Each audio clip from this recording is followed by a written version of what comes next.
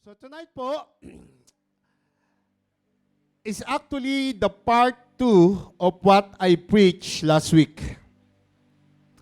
What I actually shared last week, ito po yung part 2. How many of you are blessed last week?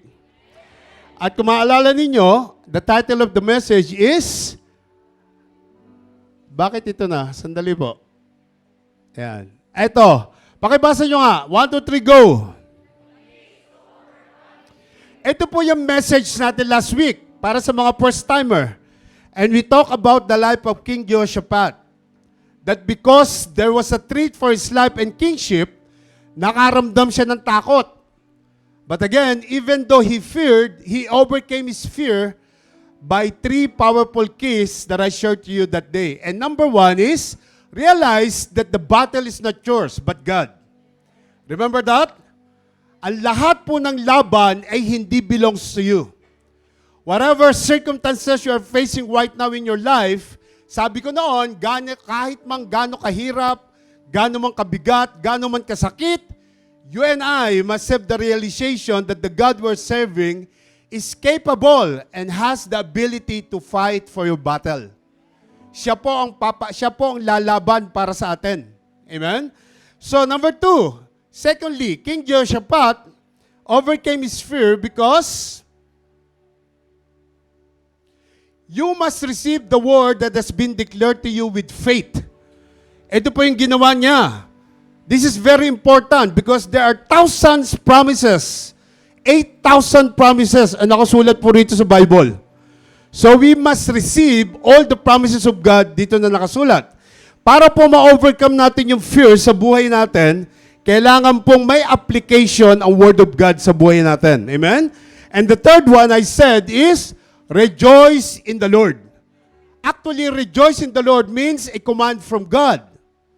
This is a command from God. Rejoice always.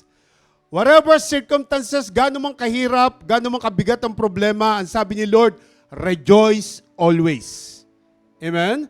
So para mo paglabanan natin yung takot, yung fear sa buhay natin, we need to rejoice always. Sabi mo sa katabi mo, rejoice in the Lord always. Sa kabila, sabi mo, rejoice in the Lord always. And that's why, before I close the message last week, ang sabi ko po sa inyo lahat, anybody can shout when the battle is over. But can you shout in the middle of a war? Pwede tayo sumigaw ng papuri sa Diyos kapag tapos na ang pagsubok mo, kapag tapos na ang battle mo. But can you shout praises to God while you are in the middle of your battle? Yan po yung tanong ko sa inyo last week. Now, the passages na binasa natin last week was mostly came from 2 Corinthians chapter 20. Kung matatandaan ninyo.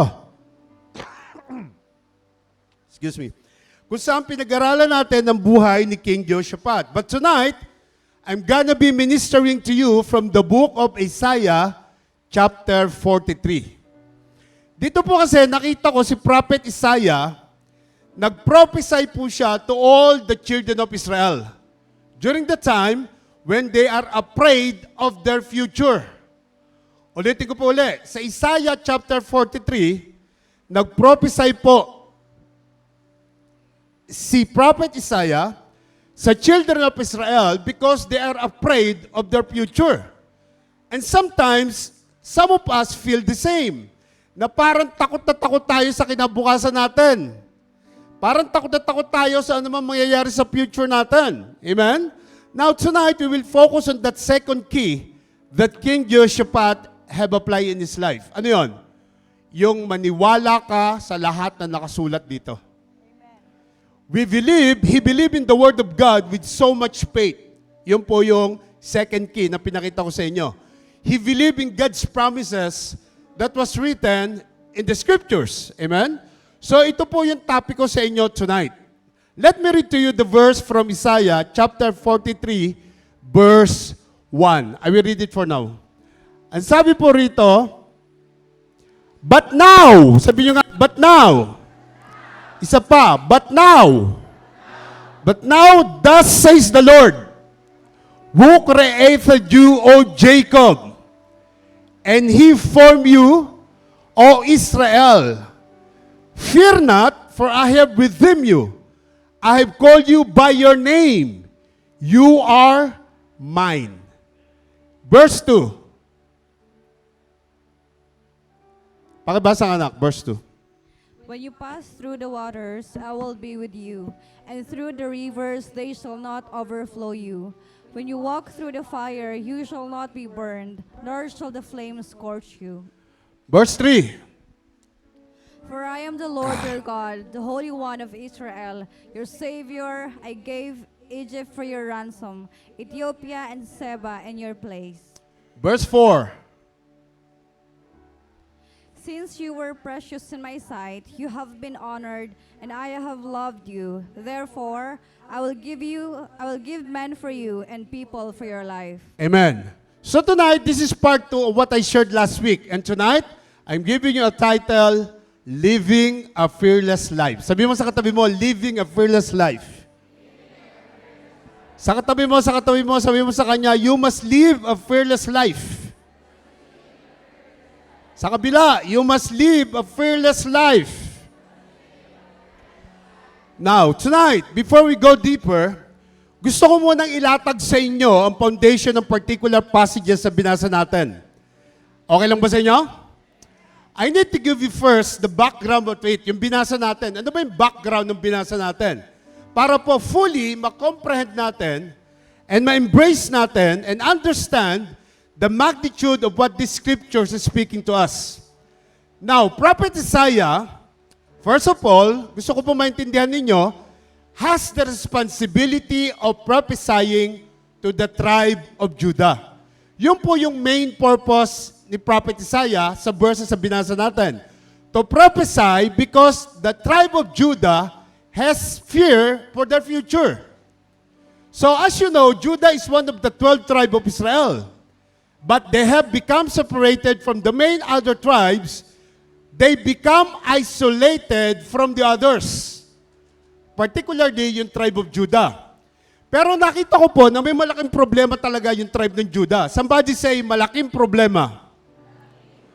Isa pa, malaking problema. By the way, the meaning of the word Judah is praise. Do you know that?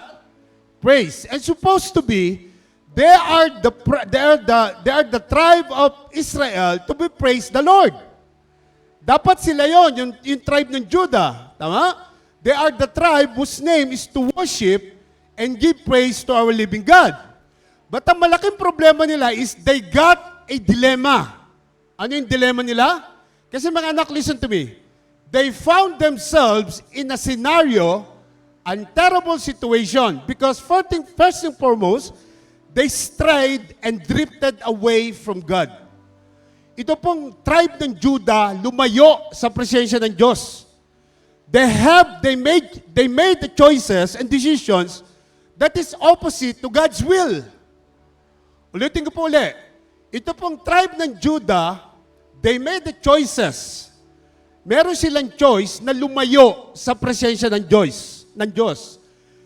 Lumayo sila sa gusto ng Diyos na mangyari sa buhay nila. Amen. Nasusundan niyo po ba ako?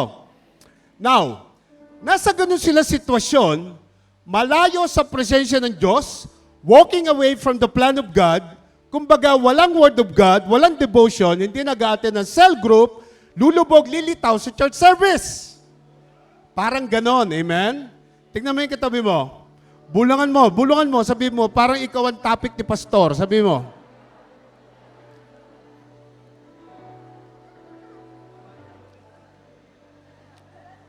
Amen. So the tribe of Judah was on that kind of circumstances. Ang layo nila sa presensya ng Diyos. They walking away to the plan of God. Opposite sa plan of God, yun nilalakaran nila. So when Prophet Isaiah talks to them, sa 39 chapters of the book of Isaiah, Isaiah prophesies and warns them. Binigyan sila ng warning ni Prophet Isaiah. Why? Because God says that because of their sins, He's going to punish them.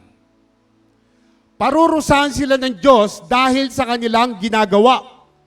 Now, hindi ko po alam sa inyo, but usually, Alam niyo yan, sa mga parents dito, hindi lahat, pero alam niyo to.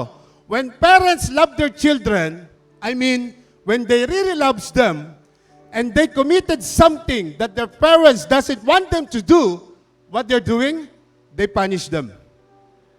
Tama? Mga magulang, tama po ba? Sometimes ganun ang ginagawa natin. Lalo na kung yung mga anak natin is hindi sumusunod sa kagustuhan natin. Tama? Amen. Amen po ba? Naalala ko po nung mga bata pa kami, may parents punish me. Ang tatay ko po, pinadadapa ako at pinapalo kami ng belt sa puwet. Sorry for my word, but that's the truth. Bakit? Kasi po, umaalis kami doon sa bahay na hindi kami nagpapaalam. Sinusuway namin yung utos ng nanay namin at tatay namin. Sabi ng nanay, tatay namin, matulog kayo ng tanghali. Sino nakaranas ng ganon? Yung pinatutunog ng tanghali, pero nandoon sa bayabasyan, nangunguha ng bayabas. Amen? So, pag nakita kami ng tatay namin, tinatawag kami, pinadadapa kami at pinapalo kami sa puwet. Tama? Mabuti na lang si Tina ay Christian na kami nung pinanganak.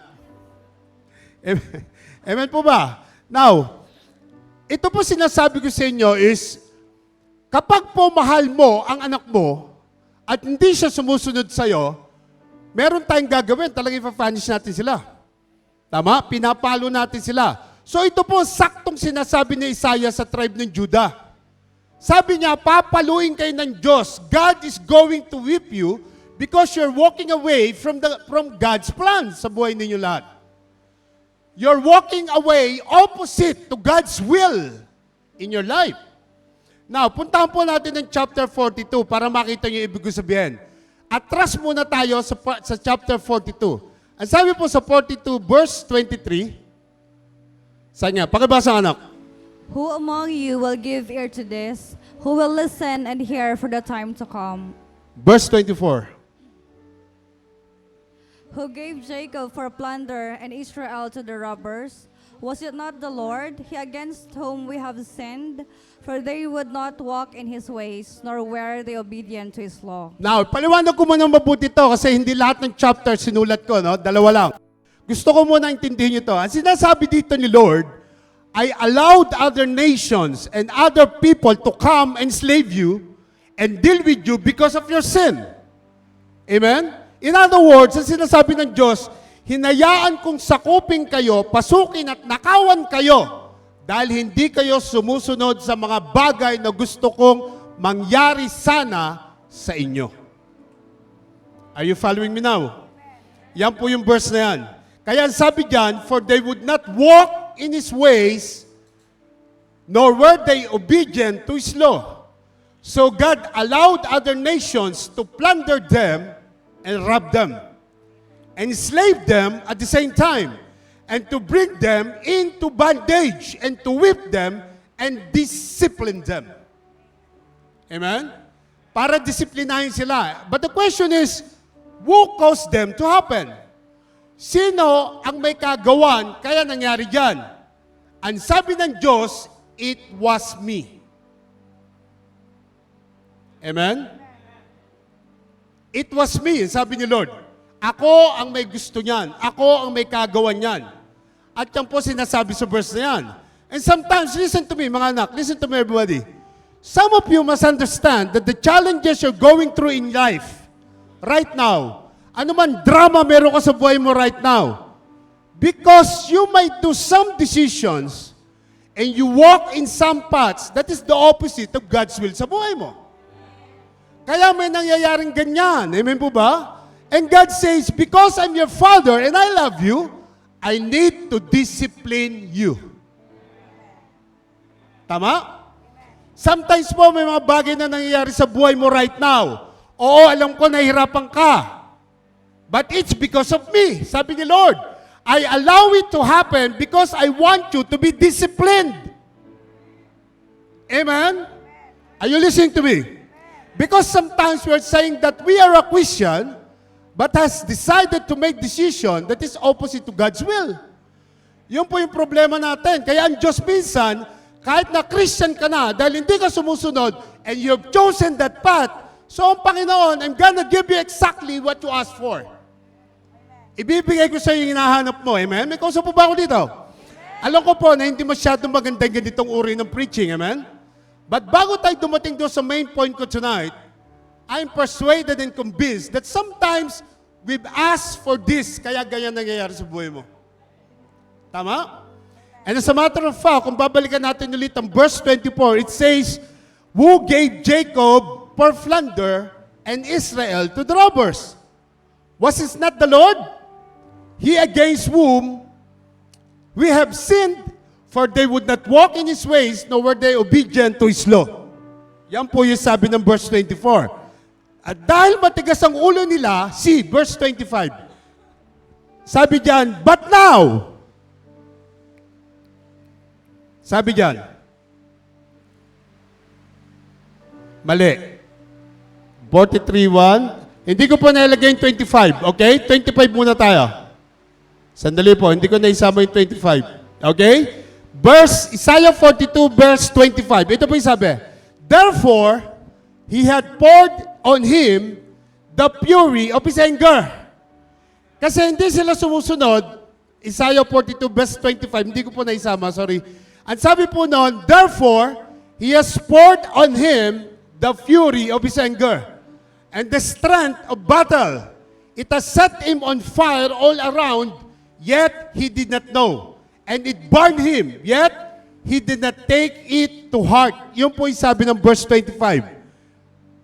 Isaiah 42, verse 25. Amen? Now, tingnan niyo po to. They did not listen to God. Hindi sila nakinig. They did not follow God. And so God sent judgment to them. Pinadalan sila ng judgment. Ang sabi ron, the fury of God, He sent His fire. Hindi nila nakita, hindi nila alam, but they got burned. And sabi pa, they did not take it to heart.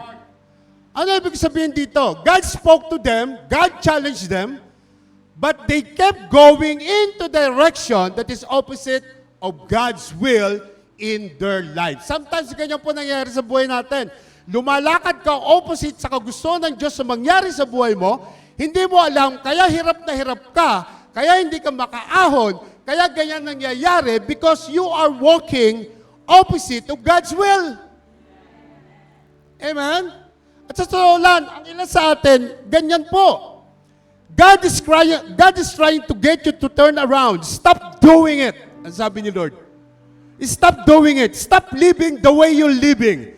Stop making choices that you're making. Yun ang gusto ng Diyos, but yet you keep walking in that direction.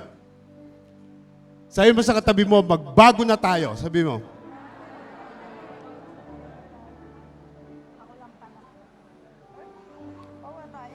Thank you, Lord. Pawis na pawis ako. Yan ang gusto ko.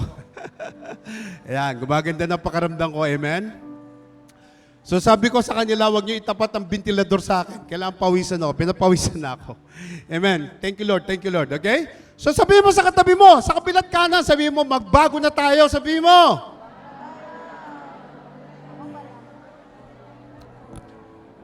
Mga anak, look at me.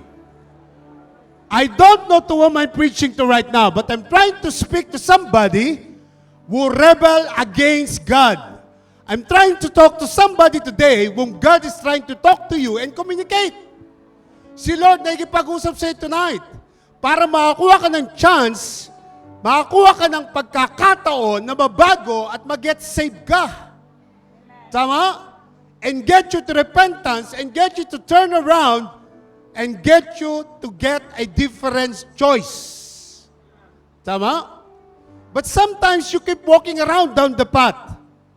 Kaya sometimes meron drama na nangyayari sa buhay natin. Amen? God raise up the challenges in your life. God raise up issues. God raise up this. God raise up that. Pagkatapos magtataka tayo, then you go upset.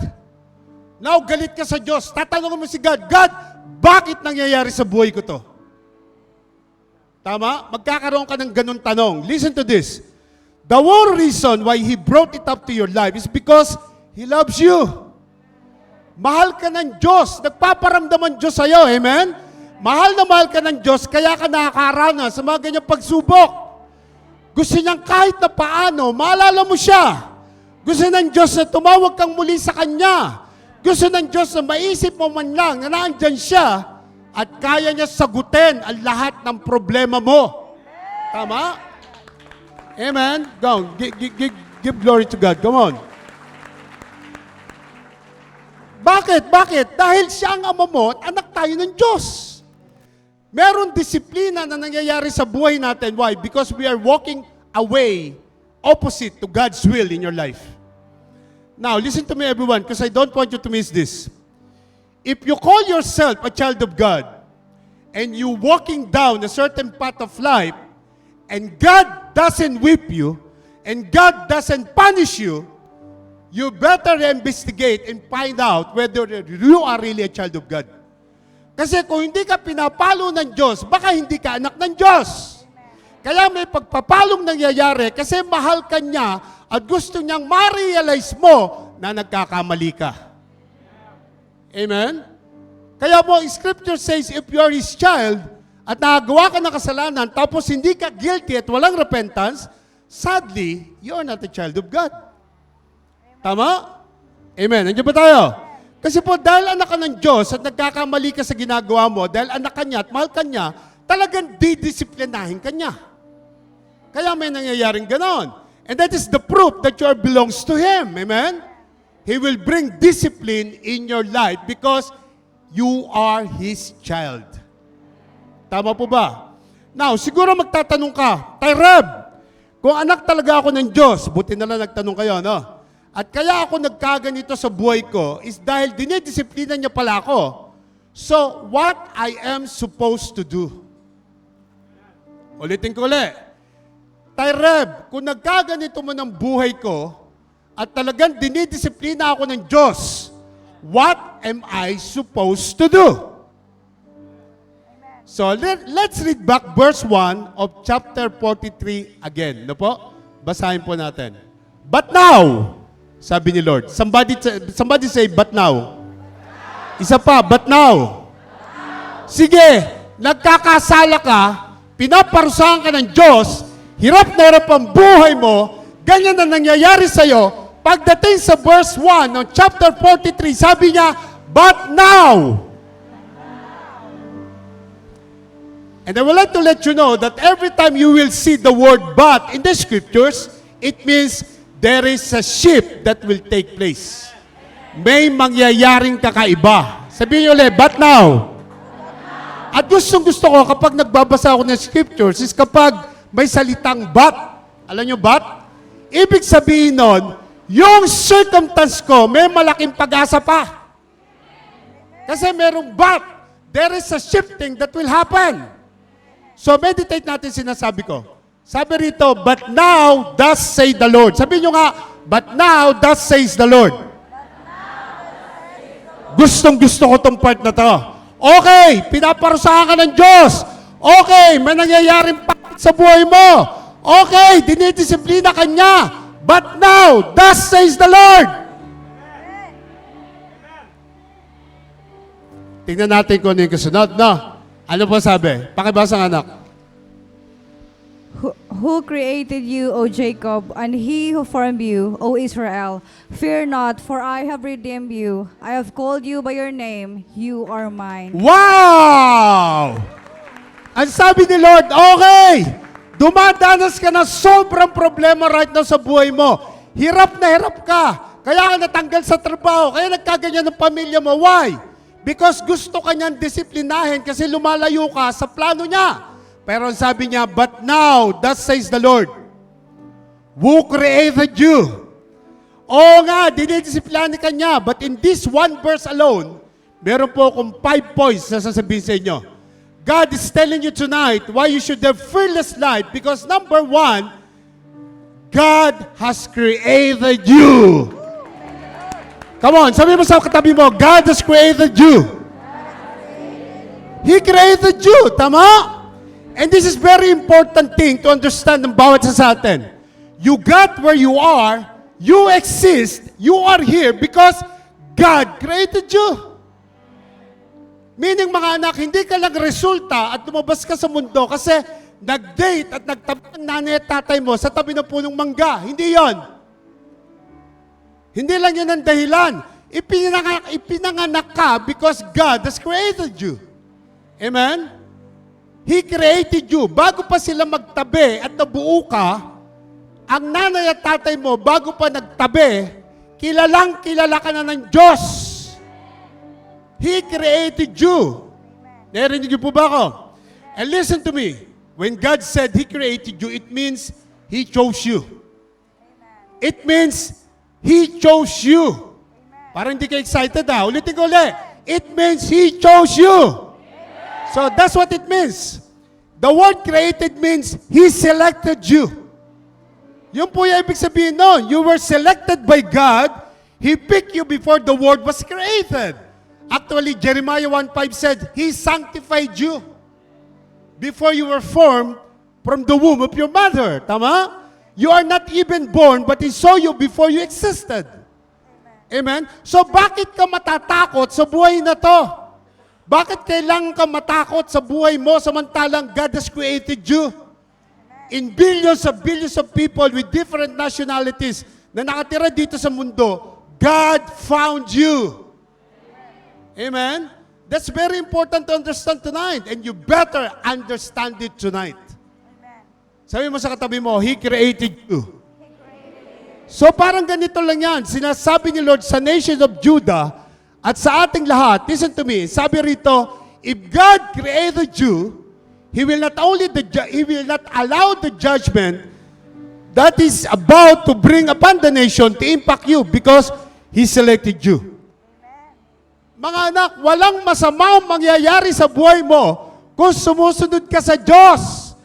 Okay, merong trials, merong pagsubok, merong difficulties, pero hindi tayo exempted doon. Walang sinabi ang Diyos na hindi ka daranas kahit sumusunod ka sa Kanya. Daranas ka. You are not exempted, but you are protected. Sama? Wala po. Come on. Give Jesus a big clap offering. Come on. Sumunod ka man o hindi ka exempted. But if you are following God and you know that to yourself, because He selected you, there is something na gagawin ng Diyos sa buhay mo at hindi ka niya iiwan at muling-muling pabayaan. Tama? Yun po yung sabi ng Bible. Ang Pilipinas, sabi natin nation, ang bansa natin. Baka hindi niyo po alam, dumadaan sa napakaraming drama and pain ang bansa natin right now. Baka hindi niyo po alam. Tama? Kasi nandito tayo sa ibang bansa. Pero kahit na ano pang drama meron sa bansa natin, kahit ano pang pain yan, sabi ni Lord, don't you worry, I pick you, I selected you, I choose you. Kaya hindi kanya hahayaang mapahamak. Amen? Can I hear loud amen, please? Amen. Now, not only He created you as number one, but you need to live fearlessly knowing that God, according to Scripture, has formed you too. Basahin po natin yung 43:1 ulit. He will form you. Sabi nyo nga, He will form you. Yan po yung sabi sa 43 verse 1. Now, not only He created you, but this is very important to understand that, number 2, God has formed you. So, why you should live a fearless life? Because God has created you. Not only that, God has also formed you. So, ano ibig sabihin ng form you? Ano ibig sabihin po niyan? Makinig po kayo mabuti. Because when you say form, it means He squeeze and press you into shape. To mold you into a form. Yun po yung ibig sabihin niyan. It comes from the word patter. You are molded by the divine. He sits at the table and the wheel is turning. Look at the picture. And on the wheel that's turning on is some clay. Merong some clay. And the potter is molding and pressing you, shaping you and squeezing you, na nakikita natin sa picture, until He gets it into a mold that He wanted to be in. So pag sinabi po ni Lord na He formed you, pag sinabi natin na He formed you, not only selected, ang gusto ng Diyos, yung maging ikaw na gusto niya. Tama? The potter is molding and pressing, shaping and squeezing the clay until he gets into a mold that he wanted to be in. At ang sinasabi ni Lord sa iyo right now, kung meron man drama na nangyayari sa buhay mo, kung meron man challenges na nangyayari, bakit ka nai-stress sa buhay mo? Bakit maraming worries? Bakit maraming problema? Bakit maraming issues? Bakit maraming frustration? God is saying to you right now, He's using those circumstances to shape and squeeze you and mold you into a person and to a creation that He wanted you to be. Kaya ka sumasabak sa maraming issues sa buhay because gusto niya tumatag ka ng tumatag hanggang ikaw yung tao na gusto niyang maging. Amen? Kapag sinabing He formed you, yun po ibig sabihin yan. Kaya nga sometimes dumadaan ka ng maraming problema, pero pag nalagpasan mo, tumatatag ka, tama? Lalong tumitibay yung paninindigan mo at pananampalataya. Tama po ba? Mga anak, you need to look back over the circumstances of your life. Tingnan mo kung ilang beses ka nang dumaan sa problema. Silipin mo kung ilang problema na ang nalagpasan mo. And the things that cause you to have tears. At bakit ka umiyak? Bakit ka umiiyak? Bakit ka na-depress noon? Tingnan mo yung buhay mo before. If I will look back over my life and I can see that the things that brought me drama and made me cry, alam niyo lahat yan, that what made me the man I am today. Tama? Kaya ka matatag ngayon kasi nalagpasan mo yung lahat ng drama na meron ka sa buhay mo. Tingnan mo yung katabi mo, matatag ngayon yan. Kasi ang dami na nilagpasan yan. Amen? Amen? Thank you, Lord. Thank you, Lord. Amen? So, tingnan niyo yung picture na yan. Mas maliwanag dyan sa screen nyo. Tingnan niyo mabuti. He's applying pressure from your job. He's applying pressure for your finances. Pressure from your health. Pressure from your relationship. Pressure from your marriages, from your kids. Pressure here, pressure there. But it's all there because He's trying to shape you and mold you into a person that He wants you to be. Tama po ba? Naintindihan niyo po ba ako? Amen. Naintindihan niyo sinasabi ko? Kaya ka dumadanas ng maraming trials at pagsubok because gusto ni Lord na mag-persevere ka. Gusto ni Lord na lagpasan mo lahat yan. Gusto niyang gadanasin mo lahat yan para ikaw yung taong maging ikaw na gusto niya. Sabihin mo sa katabi mo, kaya pala. Kaya pala ang dami mong problema. Come on, palakpakan mo si Lord kung marami kang pinagdadaanan right now. So, it is very important na instead na mag-iiyak ka sa sitwasyon na meron ka today, magreklamo ka sa Diyos sa pinagdadaanan mo sa buhay mo, mag-worry ka na mag-worry sa situation na naranasan mo, dapat alam mo after tonight, at sasabihin mo sa sarili mo, na kaya pala ang dami kong drama sa buhay these days, is because God is getting me ready for something big. Amen? Come on, give the Lord a big, big, big hand of applause. Come on. Kalabitin mo yung katabi mo sa kanan, sabihin mo, kaya pala problemado ka. O, ayan. Yung sa kaliwa, kalabitin mo rin, sabihin mo, kaya pala punong-puno ka ng problema.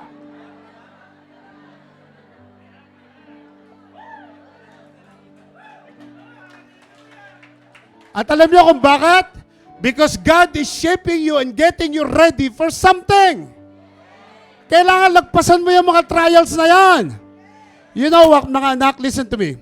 Ang Panginoon as of our potter, while making the clay and molding the clay into what He wants, sometimes see something that He doesn't like. Sometimes, meron siya nakikita doon sa hugis ng pot na hindi niya gusto. Amen. Are you listening to me?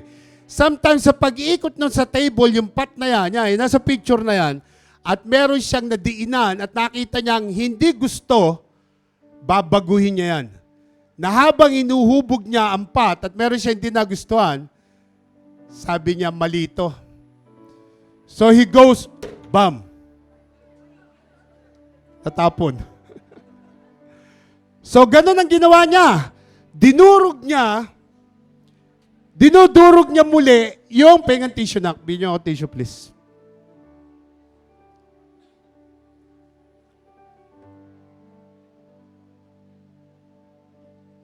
Pakipala sa mga anak.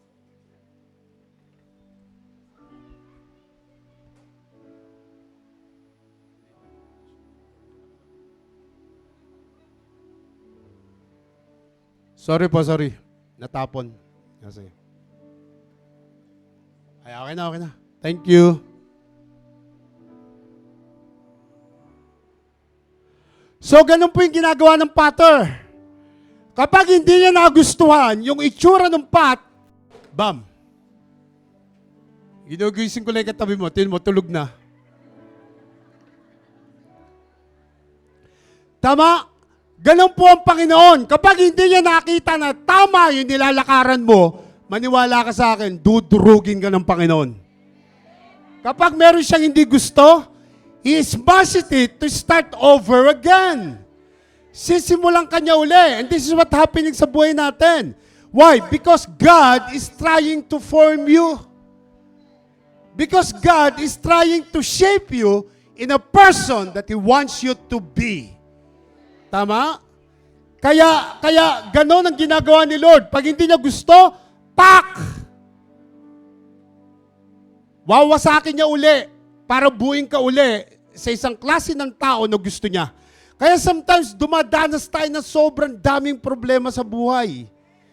Dahil gusto niyang tumatag ka, gusto niyang tawagin mo siya, gusto niyang maalala mo siya kahit na papano. Amen? Kasi pag ang tao marami ng magandang nangyayari sa buhay, nakakalimutan na ang Diyos. Tama po ba? So God is forming you, God is molding you, He is shaping you. So sometimes sinisisi natin ng demonyo sa lahat ng nangyayari sa buhay natin. But you need to recognize that some of the drama that is happening in your life, God has permitted it. Hinahayaan ng Diyos na mangyari yon. Kaya huwag nyo nasisihin parati ang demonyo. Kaya ang demonyo gusto na mag-backslide. Gusto na ma-born again. Kasi sabi ng demonyo, lagi na lang ako nakikita, lagi na lang ako nasisisi. Tama? Amen.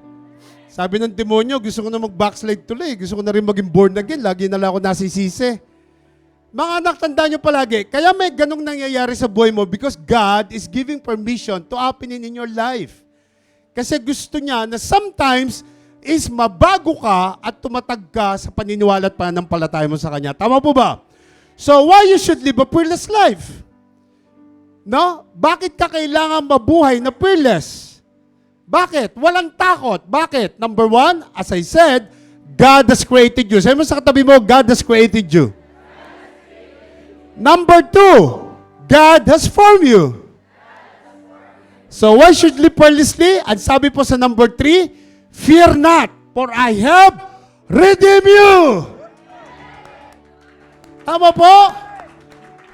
And this is my second point last week, that we must receive the Word of God with faith to overcome fear in our lives. Mga anak, we must love the Word because our life must be hung on the single word promises of God from the Scriptures. Tama? Dapat po mahalin natin ang Biblia, mahalin natin ang salita ng Diyos. Kasi po, doon tayo kumakapit. Ang buhay mo dapat nakakapit sa salita ng Diyos para mabuhay ka ng fearlessly sa mundong to. Tama po ba? Amen. Kaya sabi diyan, fear not, for I have redeemed you. Nako, na-miss nyo yung pinaka-importanting sisigaw ka dapat ng amen. Ang sabi ng Bible, fear not, for I have redeemed you. Ayan, dapat ganyan. Tama? So sinasabi ni Lord, huwag kang matakos because I did not only created you, I did not only form you. Ang sabi niya, you should not be afraid because I have redeemed you. So ano po ibig sabihin nito? Tama? You don't need to worry of anything in this life. Kasi hindi ka lang niya sinelect, hindi ka lang niya pinorm, niredeem ka pa ng Panginoon. Dahil matatapos ang problema mo, dahil malalagpasan mo ang anumang issue sa buhay mo, kasi niredeem ka ni Lord. Sabi mo, I thank you, Jesus. Thank you for creating me. Thank you for forming me.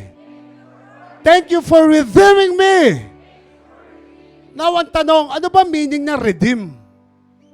Kasi baka hindi nyo po naintindihan to. Pag sinabing redeem, He purchased you. He paid the price for you. He bought you from the devil had you. Remember, bago natin nakilala si Lord, ang hari ng buhay mo, ang demonyo. Hindi ka makapaniwala, no? Mga first-timer, niniwala ba kayo dyan? Bago mo nakilala si Lord, ang barkada mo, ang hari ng buhay natin ng demonyo. So, the Lord has purchased you, the Lord has bought you from the devil's plans to destroy you. Tama? Bakit? Because He owned you. Tingnan niyo po, ang sabi po rito sa number 3. Ito na yung number 3. God has redeemed you. Sabi mo sa katabi mo, God has redeemed you. The devil plan is to destroy you, but the Lord God of all God, of kings, Lord of lords, has redeemed you and me. Binili niya tayo doon sa kamay ng demonyo. Kinuha niya tayo, amen? Jesus Christ paid the price and redeemed you. Are you with me? Susundan niyo po ba ako? So, bakit ako sobrang excited tonight? Kasi, when I meditate this word that He redeemed you and me, He brought you out from slavery. Kinuha tayo ni Lord doon sa supposed to be, papunta ka ng impyerno, kinuha ka ni Lord, niredeem tayo lahat. Dapat ang destinasyon mo, impyerno na. Dapat ang destinasyon mo doon sa kumukulong apoy ng asupre. Pero si Lord, niredeem ka. And when He said He redeemed you, He took you out from danger. He took you out from bondage of sin. Amen? Tandaan niyo po, you and me was in danger. Nung hindi pa natin kilala si Lord. And Jesus came and saw the danger we are in. Nung nakita niya yon, bumaba siya sa lupa, nagpapako sa cross to pay the price to buy you out. Amen. Naintindihan niyo po ba ako? At halos lahat tayo, bago natin nakilala ang Panginoon, alam mong magulong-magulo ang buhay mo, tama? Magulong-magulo, walang direksyon, walang patutunguhan, walang presensya ng Diyos. But I got the good news for you. The Master of all the universe has redeemed your soul. He paid the praise. He paid the praise. Come on. Sige po, palakpakin niya malakas si Lord. He redeemed you. He paid the price to own you. Binayaran ng Panginoon. Paid the price for you to get out of whatever you in. Ano man yung pangit ng buhay mo dati, ano man yung kinasasaglakan mo, kinuha ka ni Lord doon. Dapat mo ma-realize yan. Dati, yung katabi mo, lulong na lulong sa sugal, lulong na lulong sa bisyo, lulong na lulong sa inom, lulong na lulong sa sigarilyo. God has redeemed you from that thing that you are in before. Amen? And right now, gusto ko sabihin sa'yo, hindi mo kailangan manatiling lubog sa bisyo. Hindi mo kailangan manatiling manginginom. Hindi mo kailangan manatiling drug addict. Hindi mo kailangan manatiling lulong sa sugal. Hindi mo kailangan manatiling depressed. Hindi mo kailangan manatiling suicidal. Hindi mo kailangan manatiling exhausted sa buhay mo. Because Jesus paid the price for you. Amen? He redeemed you. Yun po yung ibig sabihin yan. At sasabihin ko po sa inyo, you don't have to stay there. Ang alam lang ng demonyo, ang sinasabi ng demonyo sa'yo, walang magagawa ang Diyos sa'yo, you need to stay here. Yun po yung sinasabi ng demonyo. The devil wants you to think that you need to stay there. Ang gusto ng demonyo, manatili ka lubog sa bisyo, lubog sa inom, sa sigarilyo, sa droga, sa depression. Yun lang ang gusto ng demonyo. At kapag nanatili kang lubog dyan, meaning, hindi mo tinanggap ang redemption ng God sa buhay mo. Tama? That's the devil plan. He wants you to think that you don't have the choice. Yun ang gusto niya. Ang demonyo yan nilalagay sa utak natin na wala kang choice, wala kang magagawa. Pero alam nating lahat, you do have a choice. Alam natin yan. And mga first-timer, kaya kayo na andito, you also have the choice. Tama? Palakpakan nga natin yung mga second, third, fourth, fifth, first timer natin. Come on, please. Because they have the choice. Kaya sila bumalik. Tama po ba? And I love the word of God. He said, I have redeemed you. Grabe, no? Tingnan nyo po yung salita ng Diyos. I have redeemed you. Kung hindi ka nagbabasa ng Bible, hindi mo alam yan. Amen? And not only that, as a matter of fact, number 4, this will shock you. Sabi sa number 4, I have called you by your name. And this is very powerful. This is very powerful. Are you with me? Sabi ng number 4, God has called you your name, by your name. Tama? Are you with me? So, when He said, I bought you, when He said, I paid the price for you, hindi lang siya nagpunta sa auction department store para mamili na magugustuhan niya. God said, when I bought you, I know you by your name. Alam ko na ikaw yung gusto kong kunin. Hindi ako nakakita ng iba, ikaw yon. Alam ko ang pangalan mo, sabi ni Lord. Amen? Hallelujah. Amen po ba? Tingnan niyo po yung binasa natin. Andyan yung 5 choices mo, andyan yung 5 points ko sa inyo tonight.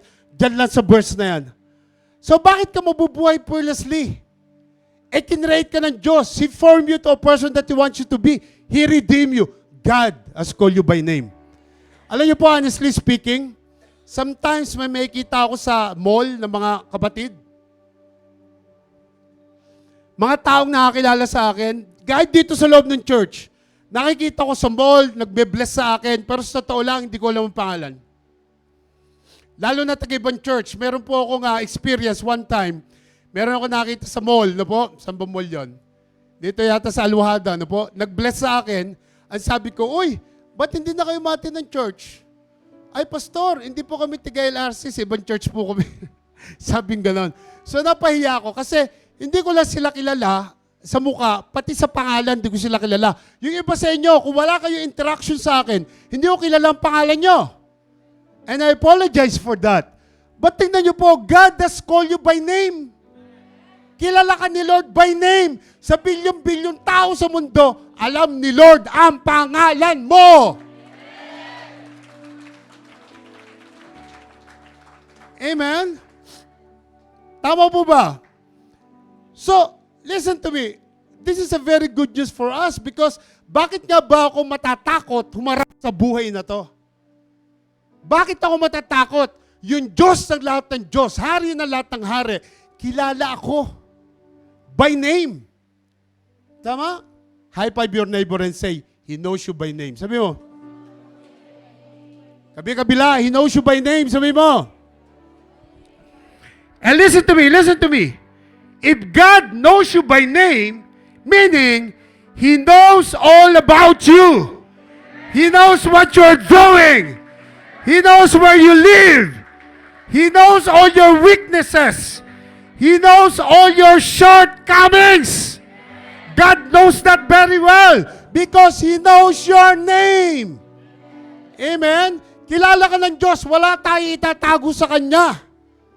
Tama? Kahit na ini-ignore mo siya, kahit na makasalanan ka, kahit na gumagawa ka ng mga bagay na hindi niya gusto, na andito ka ngayon because He knows you by your name. Tama? Hallelujah. Somebody give the Lord praises here. Come on, please. Amen? So, why should I live a fearless life? Bakit tayo mabubuhay na may takot? Basahin nyo nga isa-isa, number 1. Sabay-sabay tayo, 1, 2, 3, go. O, bakit ka matatakot? Kinreate ka ni Lord. Number 2. Kung meron ka man dinadanas sa problema, alam natin si Lord, gusto ka yung tao na maging ikaw.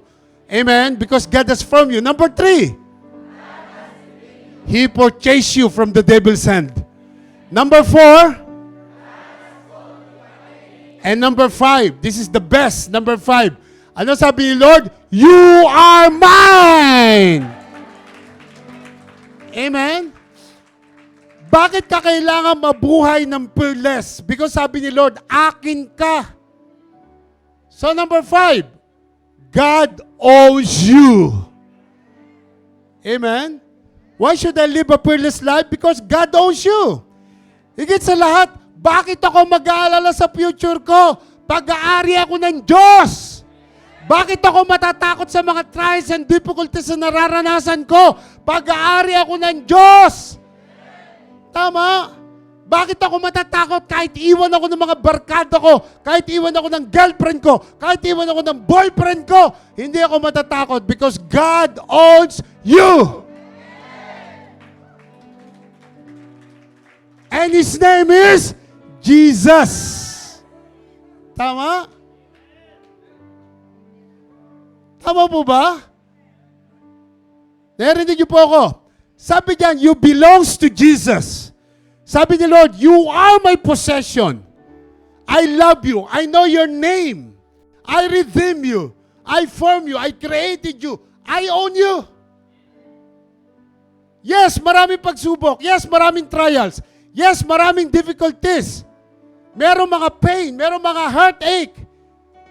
But you gonna go through to some drama. You gonna go through to some trials because God wants to reshape you, as I said. Because He owns you. Pag-aari ka ng Diyos. Tama ba? Sabi ni Lord, you are mine. Amen? Nakukuha niya ibig sabihin? Very powerful po nung verse na yon. Isaiah 43:1. Huwag niyo pong kalilimutan yan. Amen? At dahil may oras pa tayo, may oras pa ba tayo? May oras pa tayo. Can I go to verse 2? Kompleto na yung 5. Yan na yung 5 na gusto ko sabihin sa inyo. Tapos na tayo dyan. But dahil may oras pa tayo, can I turn to verse 2? Let's go to Isaiah 43:2. Ito po yung sabi. When you pass through the waters, I will be with you. Hallelujah. Hallelujah. Ano ibig sabihin dito? Alam niyo po, sinerch ko itong verse na to. Didiinan ko lang ng konti ito. Kasi po, when I search this verse, tinignan ko talaga yung meaning nito. Hindi lang to basta waters. Hindi lang basta waters yan. See, when you say the waters in this particular verse, it means transition. Sabi nyo nga, transition.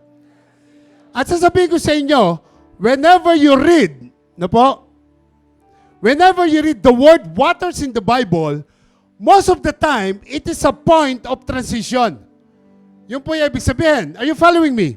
So basically, ang sinasabi ng verse na ito sa atin, basically, you gonna go through transition. At ang waters po is usually dirty, nasty, urine-infested waters. At marami sa atin dumaan sa buhay na nasty. Marami sa atin na-experience ang buhay na dirty. Tama? Hindi tayo ang pumili noon most of the time. Because of the truth of the matter is, walang gugusto sa buhay na ganon. Tama? But most people don't recognize that when you go to the waters, itong waters na sinasabi ng verse, itong verse ito, they fail to remember that the Lord said, when you pass through the waters, there is transition. The Lord said, I will be with you.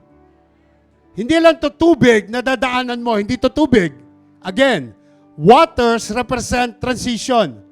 And sometimes water is nasty, dirty, urine-infected waters. And the truth is, all of us will pass through that kind of waters. All of us is galing sa ganung buhay. Amen? Amen, amen. Narinig niyo po ba ako? Lahat tayo galing sa ganung klase ng buhay. Madumi, magulo, very nasty kind of life. Pero sabi ni Lord, through your transition, I will be with you. Because that kind of life, you cannot escape. That kind of life, you cannot avoid. You cannot pass by it. Kasi po walang bridge doon, walang tunnel to undertake it. Amen? Narinig niyo po ba ako? Meron lang isang way para malagpasan mo yon, and that is through God. Yung willingness ni Lord na sabahan tayo. But here is the deal. Ito po yung deal. The water you passing through, somebody say passing through. Isa pa, passing through. I'm not coming to the water to stay. Hindi ako titigil sa ganong klase ng buhay. Hindi ako titigil sa ganong klase ng buhay. Hindi ako titigil sa ganong klase ng pamumuhay. Narinig niyo po ba ako? Why? Because it's not my final destination. Dahil meron tayong Diyos na buhay. Tama? I will pass through that water, and guess what? Yet, I'm passing through. But he said, the living God said, but he said, the lily of the valley said, but he said, the Prince of Peace said, he said, I will be with you. Through that transition, sasamahan kita para hindi ka maligaw, para dire-diretso ka, para makarating ka doon sa plano ng Diyos na gusto niya sa'yo. Tama? Come on, give Jesus a big clap offering, please. Tandaan niyo po, yung kaibigan mo, iiwanan ka. Yung best friend mo, hindi ka papansinin. Walang gagawin ng best friend mo sa buhay mo. But he said, the Lord of all lords, the King of all kings, I will be with you during your transition. Diba? Yun po yung maganda sa Diyos eh. Pag pinili mo siya sa buhay mo, pag sumama ka sa Kanya, hindi ka niya iwanan. Sabi mo sa katabi mo, He will be with you. Sabi mo sa Kanya, I'm not going through alone. The Lord is with me. Sabi mo. Amen? Tandaan niyo po, gaano mang kabigat ang transition ng buhay mo, hindi ka iwanan ng Diyos. Kung dati sobrang bigat, sobrang gulo ng buhay mo, gusto mong sumunod sa Diyos, sasamahan ka ng Diyos. Hindi ka mahirapan. It's about your choice. It's about your willingness. Kaya sabi niya, when you pass through the waters, kung gusto mo talaga malagpasan yung water na yan, kung gusto mo talaga magkaroon ng transition from nasty, from dirty kind of waters na buhay mo, sabi ni Lord, I will be with you. Amen? From every step of the way, He will not leave you and forsake you. Come on, give Jesus a big clap offering. Come on. Now, ito pa. Tingnan yung susunod na line. Ang sabi po rito, and through the rivers, they shall not overflow you. Now, listen to me carefully. I meditate on this and I check this verse. Sabi po rito, sabi nyo nga, and through the rivers. Isa pa, sabi mo, through the rivers. Now, the question is, what is the difference of the waters and the rivers? Mabuti na lang, nagtanong kayo, amen? Listen to me. Rivers represent prosperity. Yung water kanina, transition. Itong river na sinasabi dito, prosperity. Figuratively, rivers is prosperity. Now, ito sinasabi ng Diyos sa'yo. Bakit sinasabi rito na yung prosperity, they shall not overflow you? Ito po yung meaning yan. Sabi ni Lord, makakarating ka doon sa place na yon. From the dirty, nasty, urine-expected, smelly life, kind of life, to the rivers, to prosperity, and when you get to the rivers of life, they won't overflow you. But ayaw ni Lord na mag-overflow. Bakit niya hayaan na hindi ka mag-overflow doon sa sinatawag na prosperity? Good question yan. Ito po yung nakita ko dyan. Because I know some people who have been overflowed by rivers. They prosper in life. Gumanda ang buhay nila. Gumaan ng gumaan. Pero ganito ang nangyari. Even though they went from nothing to something, they forgot where they came from. Nakakalimutan nila ang simbahan. Nakakalimutan nila ang Diyos. Nakakalimutan nila ang Bible study. Nakakalimutan nila ang cell group. Nakakalimutan nila even ang mag-prayer meeting. Why? Dahil nag-overflow yung river sa buhay nila. Nag-overflow yung prosperity. Hindi ko nila lahat. Marami pong ganyan. Nung gumanda ang buhay, nakakalimutan ng Diyos. Tama? They forgot that they used to live in the sakto-sakto lang. Minsan kulang pa, amen?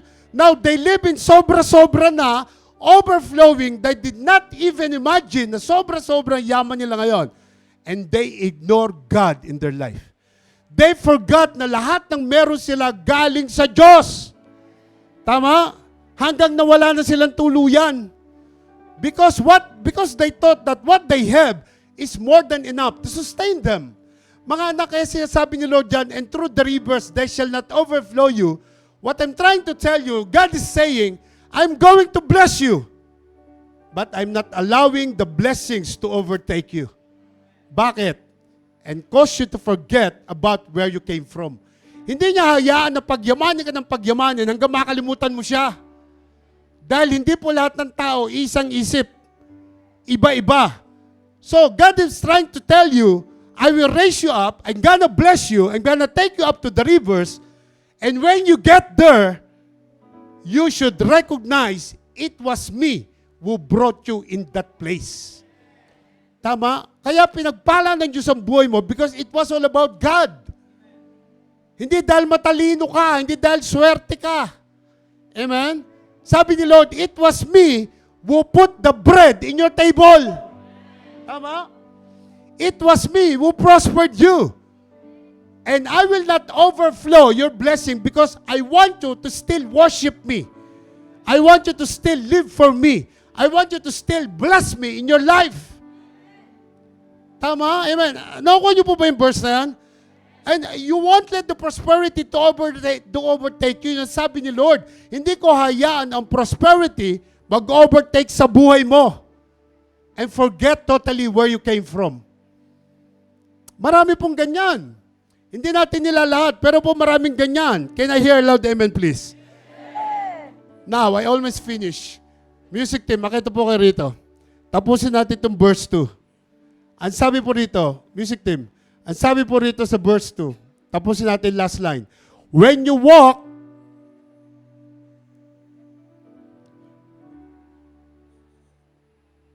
sandali po, sandali.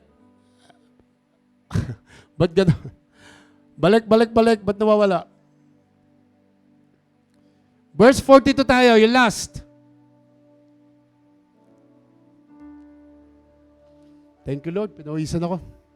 Okay, sabi rito, when you walk through the fire, sabi nyo nga, when you walk through the fire, ang sabi ni Lord, you shall not be burned, nor shall the flame scorch you. Now, ano yung sabihin nito? Ano yung sabihin nito? Ang sabi ni Lord, you're gonna go through something sometimes that will destroy you. Meron tayong ginagawa sa buhay natin that when you walk through that fire, hindi mo naunawaan na yan ang sisira sa'yo. Kasi pansinin niyo po yung sabi dyan, when you walk through the fire, it's your choice. Amen? Are you there? Narinig niyo po ako? I don't know about you, but me, I will not walk through the fire. Tama? Kaya sabi ni Lord, when you walk through the fire, you shall not be burned. He said, I'm gonna help you walk through the fire. Kung tayo man is may nagagawang pagkakasala sa buhay natin, sabi ni Lord, I will not let you burn. Kasi mahal ka niya, pinili ka niya, tinawag ka niya, sabi ni Lord, you are mine, hindi kita hayaang masunog dyan. Hindi kita hayaan na magkadurug-durug dyan. Nor shall the flame scorch you. You're gonna walk through the fire, you're gonna walk through something that going to destroy everything around you, but, sabi ni Lord, nor shall the flame scorch you. Ano ba ibig sabihin yan? Ang sabi po rito, okay, maglalakad ka sa fire, pero hindi ko hayaang masunog ka. Burn means to penetrate. Di ba pag nasunog ka, yung balat mo, papasukin ng sunog, tama? Parang yung blister. Ano yung blister? Swelling. Mamamaga yung skin mo, tama? Now, listen to me. Ito sinasabi ni Lord sa ating lahat. You gonna go through something, but when you count out on the other side, meron kang mangyayari sa buhay mo, pero paglabas mo sa kabilang dulo, nobody will be able to tell you that you're even got the fire. Ang ibig sabihin, marami kang pagdadaanan sa buhay mo, pero pagkatapos nun, hindi mahalata na kahit sino na dumaan ka sa ganung pagsubok. Hindi mahalata ng kahit na sino na may sakit kang cancer. Hindi mahalata ng kahit na sino na nagkahirap-hirap ang buhay mo. Hindi mahalata ng kahit na sino na tanggal ka sa trabaho. Bakit? Kasi sabi ni Lord, I'm with you. Hindi ko hayaang magkaroon ka ng trouble sa kalooban mo. Kasi gagaan ang kalooban mo. Gaano mang kabigat, gagaan ang kalooban mo because you know that you're with God. Amen? Come on, palakpakan niyo si Lord. Yan po yung ibig sabihin niyan. Nobody will be able to tell you that you are homeless. Nobody will be able to tell you that you got fired and lost your job. Nobody will be able to tell you that you are problematic. He says, when you come out, you will not be burned. Hindi niya hahayaan na magkahirap-hirap ka. There will be no mark. Walang marka, walang maga, walang gasgas, walang galos, walang sugat. Walang marka na dumaan ka sa napakaraming pagsubok sa buhay mo. Why? Because you have faith in God who paid the price for you, who redeem you, amen, who says, you are mine, who says, I created you, and who says, I form you. Praise the name of the Lord Jesus Christ. Nandoon ka sa ganung pagsubok, pero hindi halata. Alam nyo, minsan may nagsabi po sa akin, Pastor, bakit po yung mga tao sa church parang walang problema? Sabi ko, tingin mo lang yon. Tingin mo yung katabi mo, mukhang problematic ba? Mukhang problematic? Di ba hindi? Nakangiti pa nga yan eh. Meron nga rito, 3 buwan na walang trabaho, 5, 6 na buwan na walang trabaho, tumataba pa eh.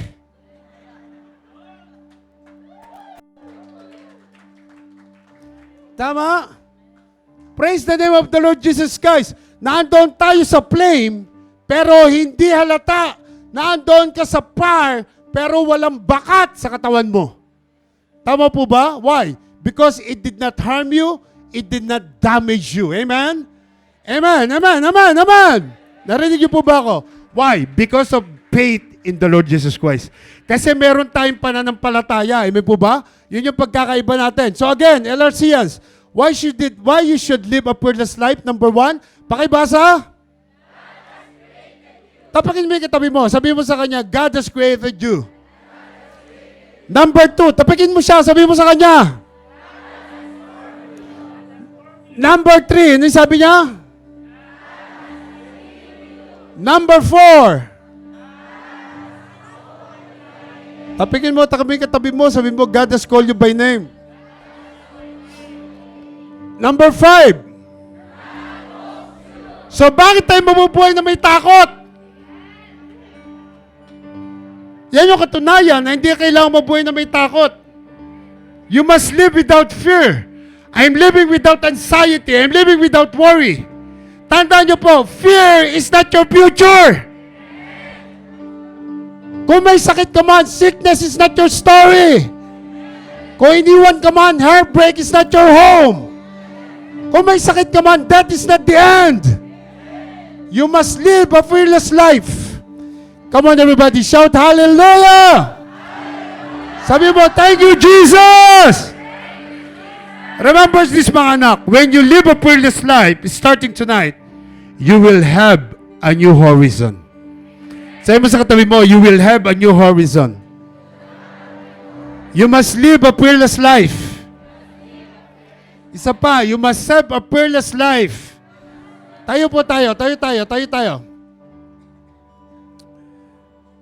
At alam nyo ba, when you live a fearless life, remember this, when you live a fearless life, yes, let Him turn it in your favor.